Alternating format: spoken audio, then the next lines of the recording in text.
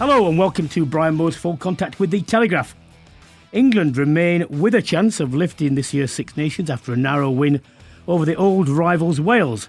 The visitors outscored England by 3 tries to 1, but were unable to claw their way back into the game, having gone 17-0 down early in the second half. They just ran out of time. Despite the win, it was far from vintage performance from Eddie Jones' side, who looked a little flat in attack at times. We will unpack the game in detail with the Telegraph's Charlie Morgan and my co-host today, the former England and London Irish winger Topsy Ojo. Scotland's faint hopes of mounting a challenge for the Six Nations were well and truly put to bed by, well, it was a scintillating performance from France on Saturday. The tournament favourites left Murrayfield with a bonus point win and laid down a serious marker to the rest of the competition and indeed the rest of the rugby world ahead of the World Cup next year. As for Scotland, well, it was another campaign that promised so much but failed to deliver. Gregor Townsend said they have a lot to learn following the defeat, and we will ask the former Scotland centre Scott Hastings what exactly it is it that they need to learn, because surely they know by now. Elsewhere, we will recap the farce. Well, it was a bit of a farce, wasn't it? Between Ireland and Italy at the Aviva, where it was 15 down to 13 for the majority of the afternoon. We'll discuss if stoppages in the game are ruining the matchday experience, and we'll be answering your questions as always too. As I said earlier, delighted to welcome back alongside me former England wing Topsy Ojo. Hello, Topsy. Hey, Brian, how you doing? Were you at Twickenham on? I was, yes, I was. Were you working, or were you in the crowd? I was working, okay. So working pre-game, post-game as well, but was able to sit and, well, I was going to say enjoy the game, but... Well, luckily, the second half was competitive and there were tries scored. The first half was eminently forgettable, and let's remember, it took 51 minutes, including 6 minutes for 2 scrums, neither of which completed, one of which ran 3 minutes off Liam Williams' sin bin clock. Just not good enough. Look, England were outscored 3 tries to 1, and the attack, when you say flat... I've read subsequently, Eddie Jones said, look, we don't want people to know where it's come from, but that takes time to gel and so on. I sort of understand that, but I am not sure what he's getting at here, because structure, there's nothing wrong with structure as an overall framework. After that, you play what's in front of you, absolutely. But you can't just go out and play unstructured. It just doesn't work, does it? No, you can't, especially when you're not winning collisions. You're not getting over the gain line. You're not generating quick ball. So you need a bit of structure to be able to get you on the front foot to then explore those unstructured opportunities. And I think what England found on Saturday was Wales were very physical. The 2-man tackles, plus they were holding England's tacklers up. They were slowing the breakdown up as well, which meant that the space that they needed to exploit to play that unstructured free-flowing rugby just wasn't there. You know, even when they generated a bit of quick ball, what Wales did very well then was blitz from the edges.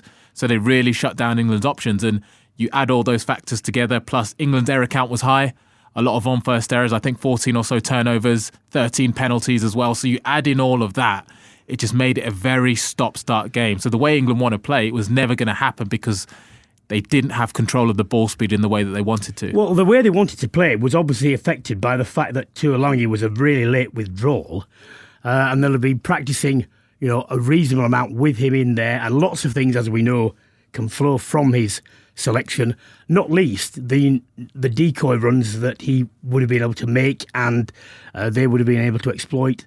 That comes in the half to turn it round. How big you've been in camps more recently than I have. That sort of withdrawal at that stage, what practical effect does that have? It's big, I'd say, bigger than you would want to let on within camp, because ultimately you plan around having certain players available and playing a certain style of rugby, having that physicality in the midfield. England will have said, right, we're going to use Manu either with or without the ball to soften up Wales's defence, and that will give us opportunities and quick ball to play to different areas of the pitch. Now, when you take that out late, it almost forces your plan B earlier than you might have expected. And for Wales, probably knowing what Manu can do, they probably said, right, okay, we can actually get stuck into England a bit more now. And actually another thing they did very well in the second half was they got to Marcus Smith a lot. He had to make a lot of tackles, a lot of soak-up tackles, which meant they were on the front foot. But from England's perspective, obviously we don't know exactly when that incident happened, but enough that they were able to name the team and then pull him out. So as much as you try and hide it, it would have had an effect because they would have based a lot of their game plan around having that physicality and his presence in the midfield. Alex Dombrandt would have been my man of the match. He scored England's only try of the game. Some controversy surrounding potential foul by Itoje in the build-up. People are asking, should it have counted? Well, it wasn't seen and no one complained about it, so it stands, and that's sort of it. Look, quick word on Wales. It was strange, wasn't it? Because they had a 5-minute period, 6-7-minute period in the first half when they were pressing on England's side, couldn't get over. And then the rest of the half, they were largely indifferent and turned round and then found their attacking fluency and looked by far the more dangerous side. I just wonder, can you posit a reason why they couldn't get that in the first half? It's tough. I mean, the one you would look at is discipline in terms of, the breakdown was a real issue for them early on. They allowed England to build a score, 3-6-9. The Liam Williams yellow was unnecessary, but that came from a period of pressure where England were finally able to generate some quick ball. The line-out wasn't tidy either. Line-out wasn't tidy. Actually, England's line-out at times went on the blink as well. Yeah, but just as the away team going away from home, you say it all the time, we want to get off to a fast start, a good start, we want to keep the crowd out of it. And they weren't able to do that, and just too many errors on their side. And then you talk the Dombrandt try straight after half-time. At that point, it's like, right, okay, we've got nothing to lose now. We have to play. And maybe they need more of that attitude earlier, combined with less penalties, less errors, and that will get them in the game because they played some incredible stuff. It's strange, isn't it? You talk about the England's penalty count again being probably higher than ideal, and yet in the first half didn't result in them conceding a point. Well, areas of the pitch. Yep. Their penalties were kickable. England's penalties weren't. They were in areas that weren't really going to hurt them. It meant, they kicked to the line out and the England's defence was still able to come into play, whereas conversely, when England got those penalties, they resulted in points.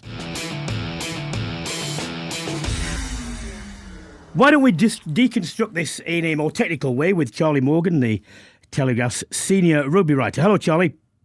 Hi, Brian. Well, you've heard a bit of us unpacking England's performance.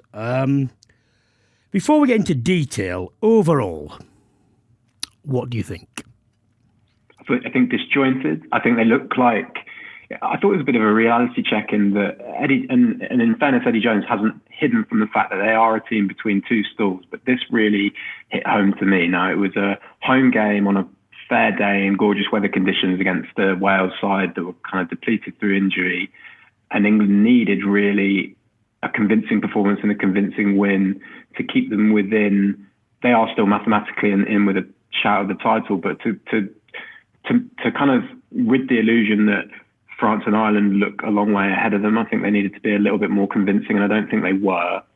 However, for a side that is still installing a new spine, really, I think it was probably a fair reflection of where they are. As far as there were some encouraging parts, I thought their defensive breakdown pressure was really good. I think Freddie Stewart was excellent. I know you mentioned Dombrandt there. I thought he was good, and I thought Itoje was excellent too. But aside from that, just slightly disjointed in other areas that allowed Wales, as it's such a familiar pattern, to stay dogged and stay in the fight for as long as they did. I thought Randall and Smith took another step forward. They seem to be as a pair, developing. The trajectory is on the right way. The problem is getting enough front football, getting the carriers over the gain line and away from the double tackles which Topsy mentioned earlier on, so that they have enough space. And in the second half, they were constantly on the back foot and unable to do that and doing a lot of tackling. Eddie was talking about having a fluid backline, but there were just two clean line breaks. I think they were both by Marcus Smith stepping inside and then out of the back of his hand, weren't they? Both of them looked exactly the same. I sort of know what he's getting at about it being unstructured. But Topsy and I was saying there's nothing wrong with structure as a basic premise and a framework. Thereafter, fine to play what's in front of you. Is it getting at something else that we aren't seeing, you have seen?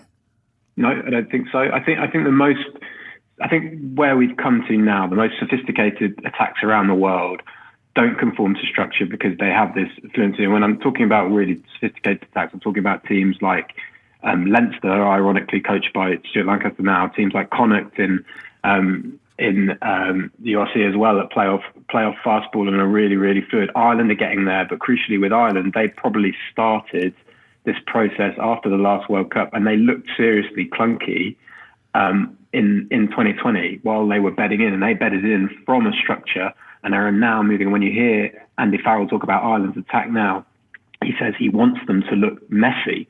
And that might seem counterintuitive, but that means that he wants them to look as unpredictable as possible, because what defensive sides are looking to do when they disrupt is to identify patterns that they can recognise. England, it seems, have gone straight to this end goal, and it's really interesting that you mentioned Harry Randall and Marcus Smith there. I think there has been a kind of touch of realism about how we're judging Marcus Smith's performances at the minute. I think in this Wales team, he encountered an opposition that maybe apart from the South Africa game, he wouldn't have seen before as far as their intensity, maybe Scotland too, as far as the intensity of the pressure they were putting on him. Alex Cuthbert played a really big role in that as far as rushing up on the outside to cut off his options.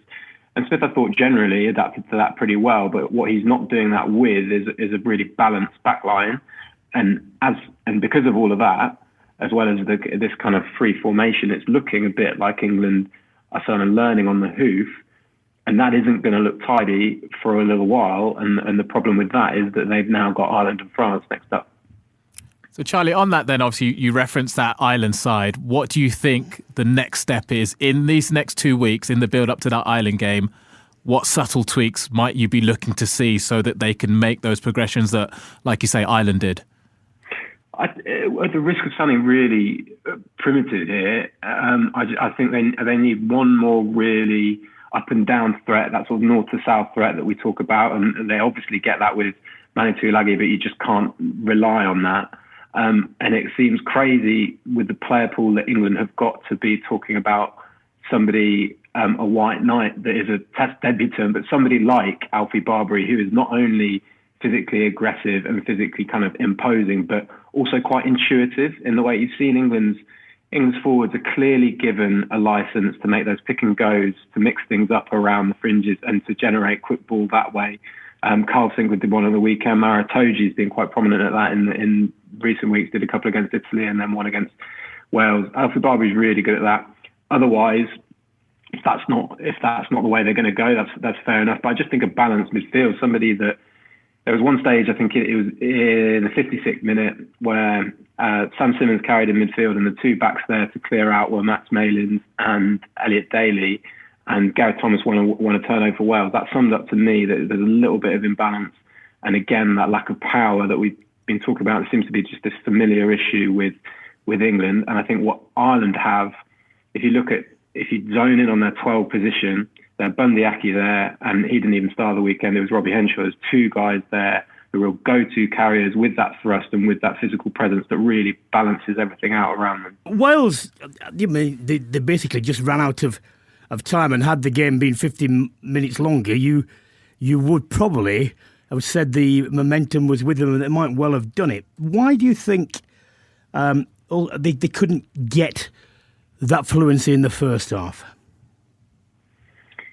I think where England deserve credit there is that they have a hell of a lot of jackal threats now. Alex Dombrandt has kind of been signposted as this really intelligent player as far as his attacking involvements. I think we kind of always knew that he had that defensive side to his game. He's quite a clever kind of disruptor, but he's really added that, and that's become more consistent. I feel he won. I think he won 4 turnovers against Italy, and he won at least 3 again at the weekend. You add Toji to that. You add Luke Cowan-Dickey to that. You add Tom Curry to that, obviously, and Courtney Laws. Now England have a really, and what you saw with Wales, whether they were losing that foothold. That's what Wayne Pivac spoke about afterwards, was they couldn't get that foothold because of their ill-discipline at the breakdown. But I think a lot of that was because of the pressure that England were imparting. You see really early on, Tane Basham just go off his feet, and it looks like that's just that's an unforced error, but that's forced by the reputation that Alex Dombrandt has built for himself over the ball and how disruptive he is and how good he is at targeting that.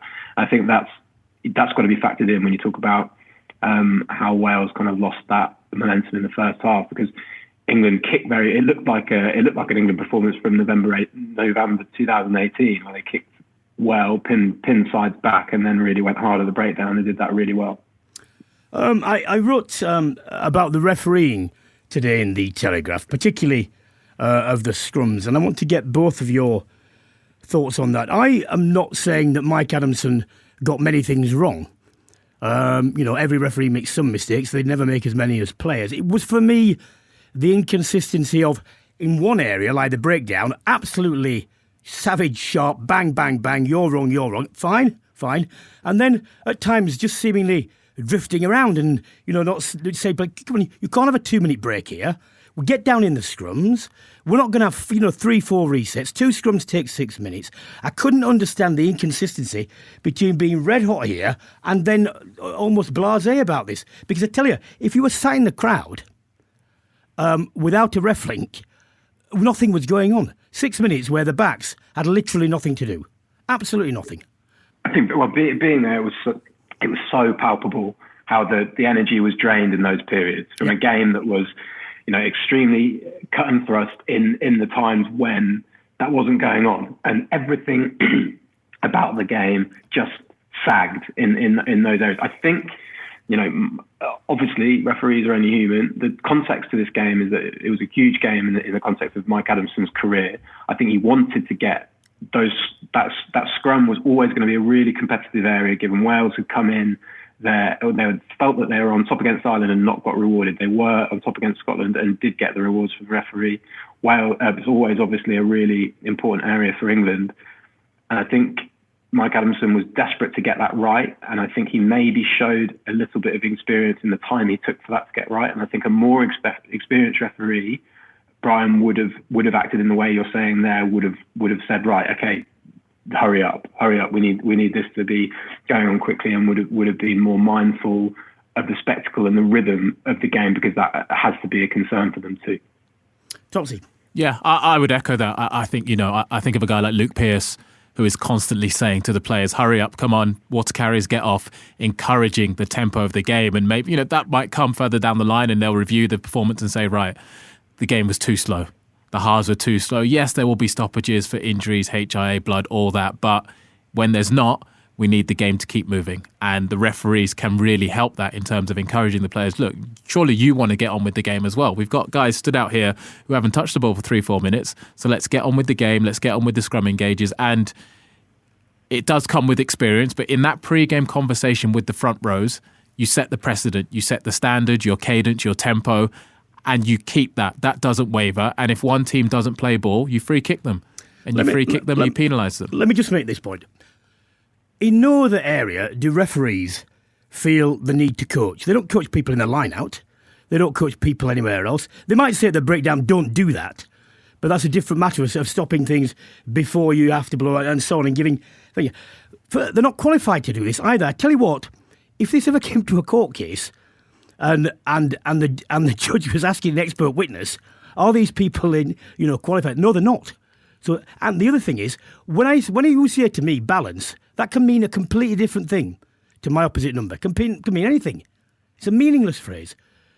They're there, and they always come out with this disingenuous, well, no referee ever claps a scrum. Yeah, but no player ever has a whistle, and it's not that whose job it is to referee the laws. Just referee the laws. I tell you what, why not start on this premise before you say I'm wrong? Before you go down the softly route, which, by the way, resulted in only 35% of 3 scrums out of 5 actually completed without a sanction. There were only 8 scrums, and they took ages. So softly, why not just say, right, bang, penalty. If you do that again, you're both going off for 10 minutes and we'll get someone who can.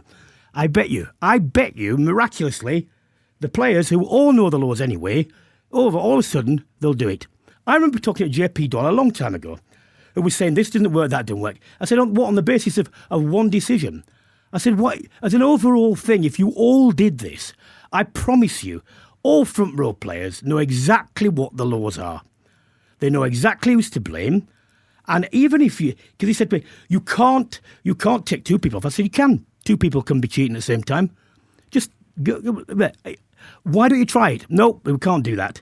because, I don't know.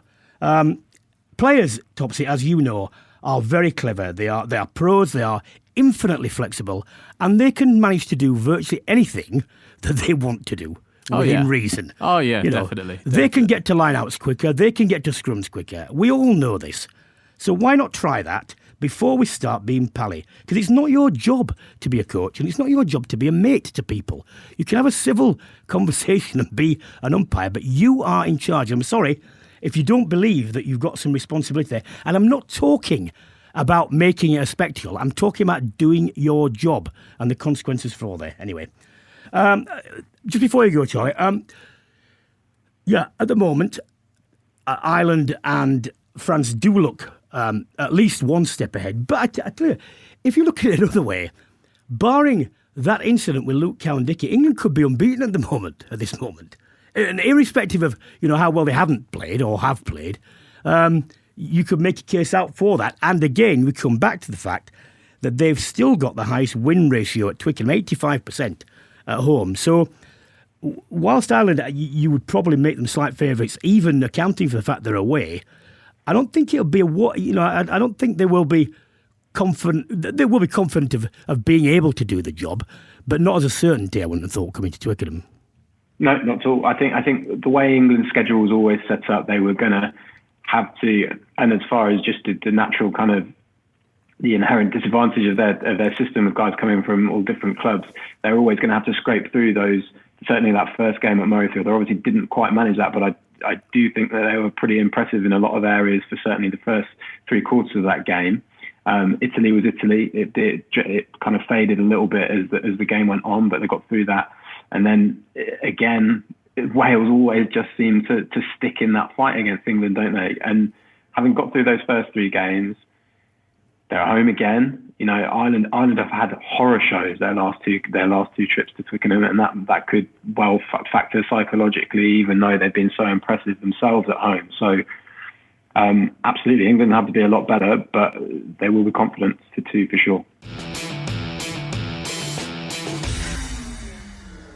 Well, it seems like quite a long time ago that I was at the Calcutta Cup game in Murrayfield, which England eventually lost. And before that game, a lot of Scots were quietly confident that this Six Nations might be the one when Scotland emerged as at least potential title contenders. Now, it's not going to be like that. And they met a rampant French side who scored 7 tries against them. Why don't we speak to someone who can give us another point of view? Former Scotland centre and British Lions centre, friend of mine, Scott Hastings is here. Hello, Scott. Brian, good to hear from you. Yeah. What a championship for Scotland, isn't it? They beat the old enemy, they got the Calcutta Cup, they get their campaign off to a great start, and then suddenly, they shoot themselves in the foot down in Cardiff. But as you said, they came up against a rampant French team at Murrayfield and literally outplayed.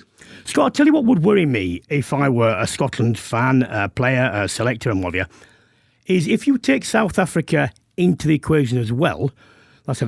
This is the 4th game in a row where the Scotland forwards have been second best for large parts of the game. And in international rugby against decent sides, that is probably going to mean you're not going to win. And were it not for the aberration by Cowan-Dickie and the way in which that benefited Scotland, they could have been winless. And 7 tries, irrespective of how good the French were, and they were very good at times, must be disappointing. So what is it? What has gone wrong? Brian, you're absolutely right. I think it's the style of play that Scotland are in now. There have been a few injuries, to the likes of Johnny Gray, Jamie Ritchie, etc. But Scotland have not got a big abrasive ball carrier per se. Against France, they kind of held their own up front and they got themselves back into a game that they'd fallen out with in the first half. But what gets me is it's the drop-off of intensity as a collective, that this pack of forwards are not rising to the occasion. And also, it's this inability, once they've won the ball, how they're actually involving their team. Finn Russell, I think, has been a disaster the last couple of games. And when you look at other fly halves in the championship, and the way they bring in their outside backs, they make the most of them. And I think too much focal point has gone on Finn Russell and Stuart Hogg. And so I'm not taking anything away from the forwards. What I'm trying to say is that it's a collective issue that needs to be addressed, the way they hit the contact, the way they engage in the breakdown. And Scotland conceded, half a dozen jackals in that second half against France, and against the big packs, they kind of labour. And I don't think they have a game plan to actually get out of that, whether that's by speeding up the game, slowing it down, a kicking platform. I can't see a pattern of play in Gregor Townsend attack book that is coming anywhere near. He does say that they can break out from anywhere and score wonderful tries. And there was a couple of opportunities, one at the end of the first half when Hogg spilt ball, but, in the second half, a consolation score from Van der Merwe. But apart from that, as you said, and it's obvious that when Scotland get outdone up front, there's not an awful lot else there. Scott, you mentioned Finn Russell just then, and I'm sure by now you've probably seen the clip of him not working back to help his team out as they were about to concede a try. I mean, we know he's a talented player, but is there any defence for that? And do you think that maybe attitude of laziness or work rate, I mean, how does that affect the rest of the team? Topsy, I'm not in the camp that thinks Finn Russell is the world's greatest fly half. Let's get that clear. And one of the things that really grates me is this sort of, I call him the smiling assassin. This smile, get that smirk off your face and knuckle down and start winning games of rugby. And there is undoubted class in the way he can play the game. And, but he has to realise that when he goes onto the field with Scotland, he has to be a different player from that puts on the boots at Racing 92. And that sort of lackadaisical style doesn't fit into Scotland's psyche. So for me, Russell has to work on his game plan for Scotland. And yes, when he came off the bench in the third test match, he did transform the way the Lions played. But he's too mercurial. Stephen Jones said in the Sunday Times, he is a world-class player, but world-class players don't make mistakes, and that frustrates me. And if he's going to come to Scotland and play a game of rugby, he has to fit in with another style. So I haven't looked back and analysed the game. I hadn't seen him chasing back there, but we can all look at players and think, they could have got up and made a certain tackle, hit the ball. So, he's an annoying, he's a frustratingly annoying individual who makes mistakes. But he's got to eliminate them from Scotland's game, because what happens within his game plan, if he makes mistakes, other players are compounding that by making mistakes themselves. Tell you what, when you talk about world-class players, Messi, Ronaldo, Federer, what have you, amazing how hard they work. Amazing how that's always there, irrespective of what they can do going forward. Look, Rory Darge, I thought he was as a debutant, did well. What do you make of his performance? Yeah, he's good. He's a young lad who was picked up at Edinburgh. He played and captained for Scotland under-20s, but he was sent across to Glasgow at the start of the season, and he cemented his place in the Glasgow Warriors team, and he's been playing like this all the way through the season. I've commentated on a couple of games in the Heineken Cup, and Darge has been outstanding for the Warriors up against the bigger teams such as Exeter and La Rochelle. He deserved his chance. He is a great player, but physically he's not quite there. However, having said that, he did remarkably well. But the whole game from Scotland's perspective is if they go in isolated, there's always the jackal opportunity against the bigger, heavier types of players and packs, as we saw. They can compete. Scotland can win at the highest level. It's the lack of consistency that gets me about this team. A few seasons ago, when just before the Rugby World Cup 2019, Gregor Townsend was preaching the fastest game in world rugby, and Scotland were unable to execute that and fell out of games within the first 10-15 minutes. They then got it right up front, but this pack of forwards is not performing as well as they should. There's not enough unity there. But it's, they've also got a tricky away trip to Rome. Oh, come on. Topsy. Oh, God. I'm with you on that. They have the ability to absolutely wipe Italy, as every other nation has done so far. Well, if they don't, then it's going to be...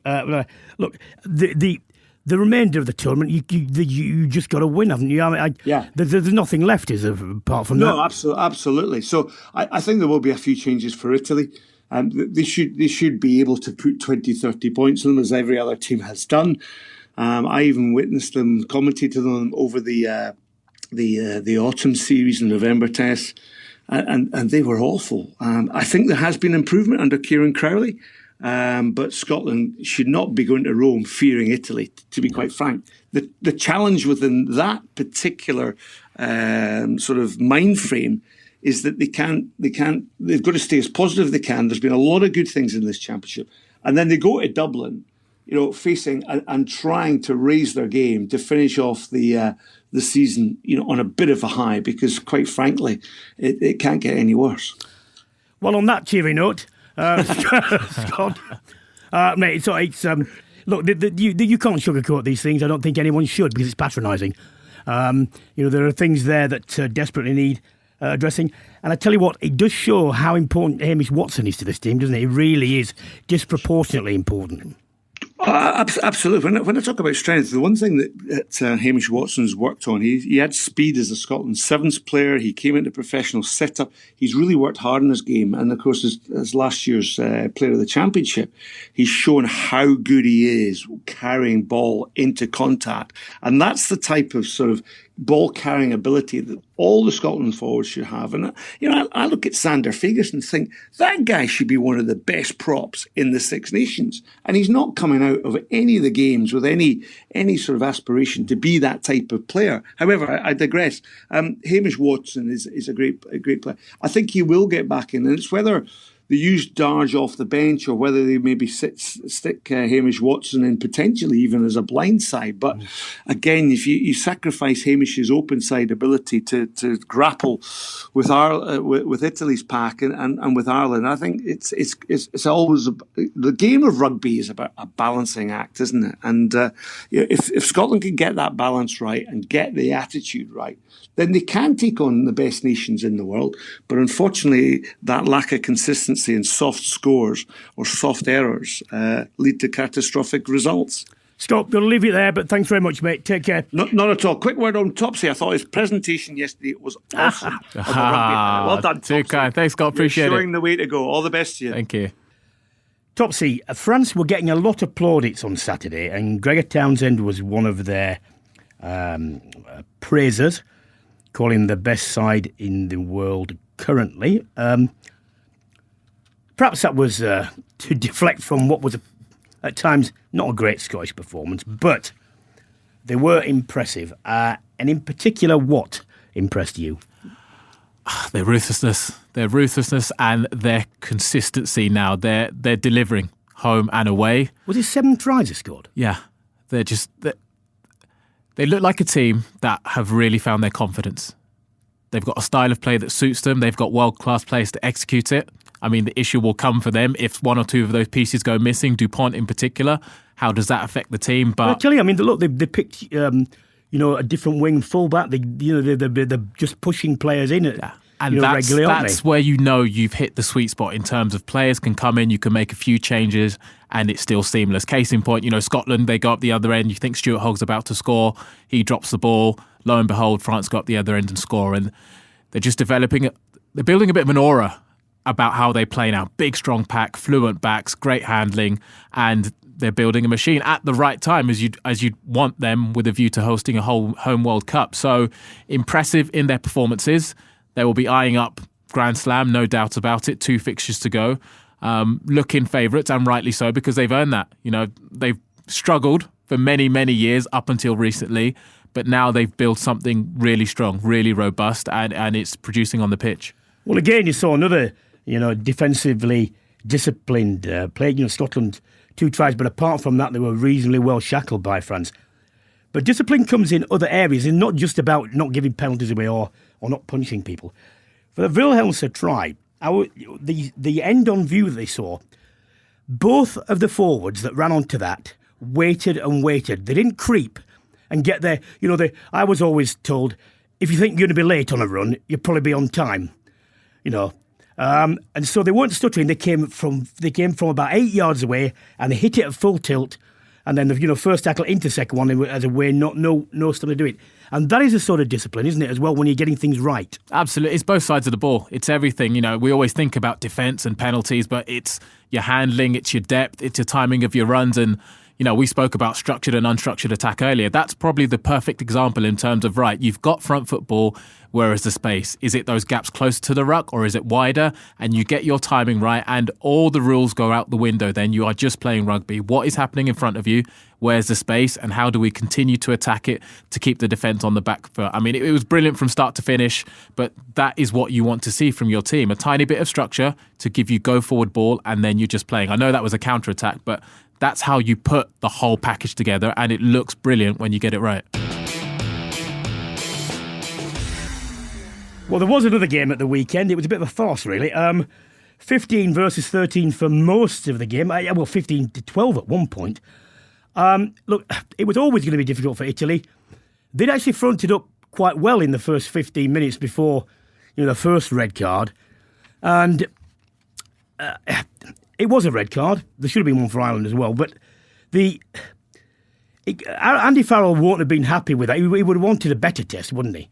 They got the win and it was a resounding one, as you'd say.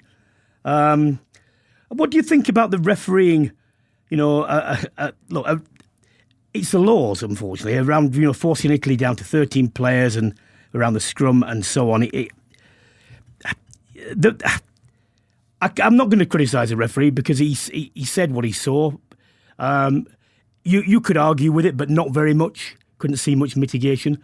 And then everything flows from that. So I'm not entirely sure what he's supposed to do. He can't referee according to whether he keeps sides in the game. Or, really shouldn't be a factor. No, you said it earlier. It's his job to referee the law, and by the law, he was correct. We know now we are looking very stringently at head contact. There was neck to head contact. It's a red card. Yes, Ireland probably should have had one looked at as well, but it's one of those laws that only appears every so often in terms of they'd had a hooker go off already and now your sub-hooker gets red carded, so your hands are tied. And unfortunately, the whole premise is to stop the scrum being depowered, devalued, so that, for example, people saying online, can they just put on an extra? What would happen is another back or a forward would come on into an uncontested scrum and you would potentially end up with some kind of benefit elsewhere. So that's the reason why the law is applied the way it is. And it was just unfortunate that it hit the one position, or the front row in particular, where that scenario would happen. I must return to this. Every player knows exactly what they do when they go into tackle, virtually all the time. If someone wrong foots you and you slip and you close I understand how that happens. But we're talking about a straight drive, straight forward, where you're seeing it from a good 6-7 yards, and yet you still choose not to bend your knees. See, look, all you need to do is bend your knees, and if you make contact, you've at least tried to, and there will be at least a mitigating factor. Please bend your knees, you're a pro. Yeah, and drive forwards, not upwards. That was the other thing. I mean, if he drives forwards instead of up, he probably gets away with it. But the fact that he's already a bit more upright and then he propels upwards, it's only going to end one. You're putting yourself at risk and you're asking the referees to make a decision. Hard to read much of substance into that performance from an Irish point of view. But they're coming to Twickenham in 2 weeks' time. Should be favourites because of the balance and the way they've gone. Have they done enough, to no one is positive to win, especially at Twickenham. But do you think they really are nailed-on favourites? I wouldn't say they're nailed-on favourites. I'd have put that down to their history of travelling to Twickenham. They've been in good positions before and have come to Twickenham and come unstuck. I'd say this would be a brilliant opportunity for them to demonstrate that they are in a very strong position. To come away from home and win would be huge in the context of where they are right now and when they want to get to going forwards. It would almost solidify the work that Ireland and Andy Farrell have done in building the style of play that we see. Forwards that can really handle the ball, that are comfortable on the ball. Free-flowing style of attack whereby you've got some big carries, especially in the back row, and then you've got backs that are really looking to move the ball to space at a good tempo. Doing it at home is one thing, and even pre-red card against Italy, you saw that. They did the same against Wales, scored early, got out the blocks quick, and implemented their style that we've seen now time and time, especially from the autumn. But going away from home, different prospect, coming to Twickenham, and almost with how England have been, they know that England are going to raise their game. So it does make for a really fascinating contest, but Ireland will almost know that they need this one. Well, I think it's a chance for them to make that statement. And if they don't, then I'm not saying, well, it would have knocked them off track, but it will put a question mark there that they can answer if they get it right and just put that bit to bed. And it'll give them a lot of confidence. And if it goes the other way, then there must be, at least an element of doubt.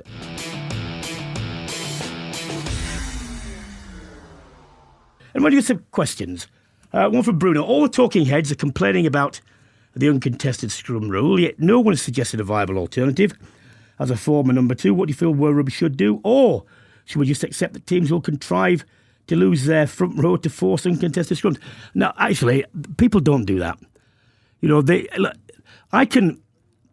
Wasps used to do it, certainly against Leicester, because Leicester fans used to have a sweepstake into how long it would be before there were untested scrums. But no, people don't want to go off in front rows. That's not what you like. If you play in the front row, you have to like competitive and combat, and people just don't want to do it. Yeah, that's you've nailed it there. You're challenging the competitive nature of the players going onto the pitch, saying these guys don't want to scrum today. They're looking for a way to go to uncontested to give them an advantage. I would try saying that in a changing room of any of these teams, and imagine saying that to Ellis Gench or something like that. Yeah. And at the end of the day, they go to uncontested scrums because of safety rules and laws, and you can't mess around with those, because I tell you what, if you get those wrong and the law steps in, then you really are in trouble. So you're better off doing it anyway. Look, no one likes them, but I tell you what, I'd rather watch 8 uncontested scrums than 8 where 5 don't complete and 2 of them take 6 fucking minutes. Danny, would it help to have a retired front row officiating in some capacity? Seems very tedious to bring someone just for scrums, but big problem, isn't it? Well, to be honest, no, it wouldn't. Referees guess. All referees guess because none of them are playing the front row. And when I'm watching, and I play in the front row, I am guessing as well, but I'm guessing from a better informed perspective. On one side, when 2 props go down, there are only 2 people who know, and they'll both lie, so you'll never get the truth. But the point is, what do you do about it? And I just think if referees, if they acknowledge that they don't really know what's going on, then say, I am going to make a decision. And this is what I'm looking for. If you lose your bind first, it might be because the tight has forced you down, but you've lost it. So that's what I'm looking for, and that's it. Simple as that. So they know where they are. And then if they both carry on doing it, you say, well, you can both go off and we'll get 2 more people who do it. Or you say, listen, if you keep messing around like this, we'll just have uncontested. And I tell you what, it sounds a draconian thing. And all referees will put their hands up and say, you can't do that, you can do it, and you've never tried it, so don't tell me it doesn't work. Because, as Topsy and I were saying earlier on, all these players, and I know this, they all know what the law is. They all know how to do it. They all know if they want to. I tell you what, if you said to them, if you go down, you all get fined 20 grand, it'd stay up. I tell you it'd stay up, because they can do it. So it's not a question of encouraging them, it's a question of discouraging them by making the sanctions enough, because they can do it. They all know how to do it. And I just wish referees would at least try this anyway.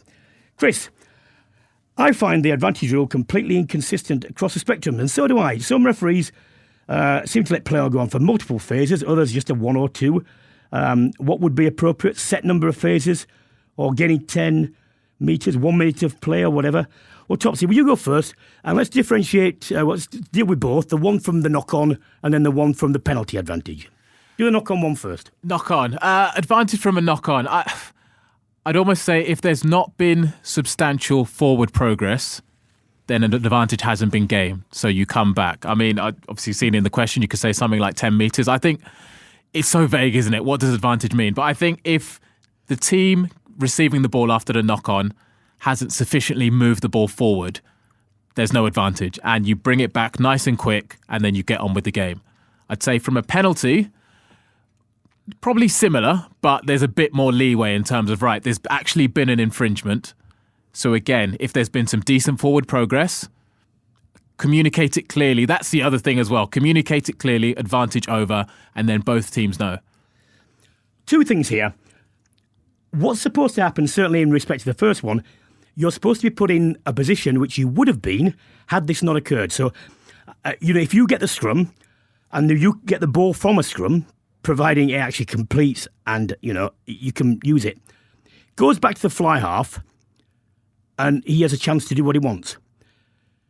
If the ball comes away from the knock-on to the fly-off or the first receiver, whoever that is, in space, if he then chooses to kick, he's in no different position than he would have been had a scrum been given and you get the ball. So that you've put him back in the position he would have been. And it's already. So I'd say, as soon as you kick a ball, that's it, because you've chosen to. Unless you are kicking from deep and there's still some pressure that wouldn't have been there, if you, and it's good because remember, in a scrum, all the backs would have been 5 yards back, and you would have had your thing.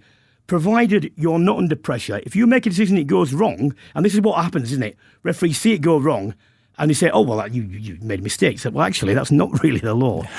But certainly earlier in that, the one with the penalty is, I genuinely think, how scrum halves used to just drop the ball or throw it into someone because they want there.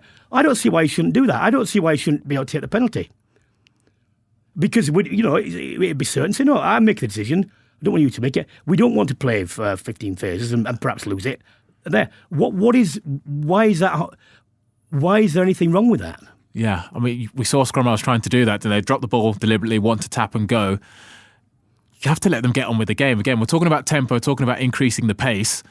Let them get on with it, or how you communicate that. Say, right, I want the penalty, give it to me so you can carry on and get on with the game. I think that bit needs to be tweaked so it's better, so you give the advantage to the attack. But can you tell me what was offensive about a player saying, "You've given me a penalty, I'll have it now then"? Nothing. I'd be very happy with that, and I know a lot of scrum halves would be as well. I'll take the penalty, give it to me now. There's an advantage. I want to take a quick tap. Let's get on with the game. Declan, how did you find the viewing experience as part of the general public? Well, he's saying, I find it a nightmare constantly getting up to allow people to pass to go to the bar or the toilet. Why don't they just watch the game? Well, actually, Declan, you're absolutely right. And the worst aspect is this. When people come back or are going and something starts happening on the field and you've stood up for them and they're standing in front of you, they stay there and watch. And I said, get to the end of the row at least before you do this. We disrupted this again as you've come back.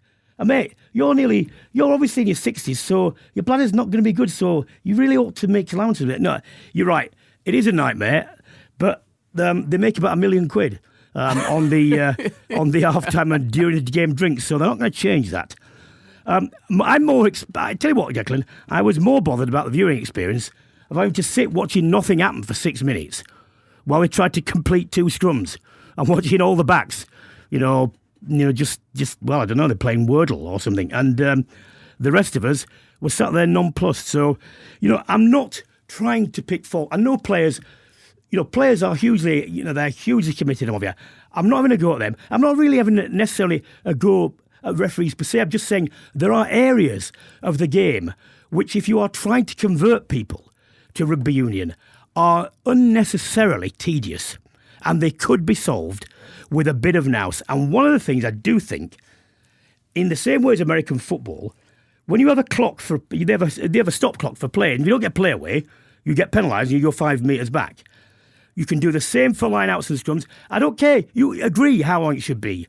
Should it be a minute? Should it be 30 seconds? If you're not ready to throw the ball in, if you're not ready to form the scrum, the putting goes the other way. They'll all be ready. Absolutely all be ready. Need to give you a whistle, Brian. Get you out there. Oh, just a final point. Someone asked me about this. Should Russia be allowed to continue to compete and try and qualify for the next World Cup? My opinion, no. Sorry.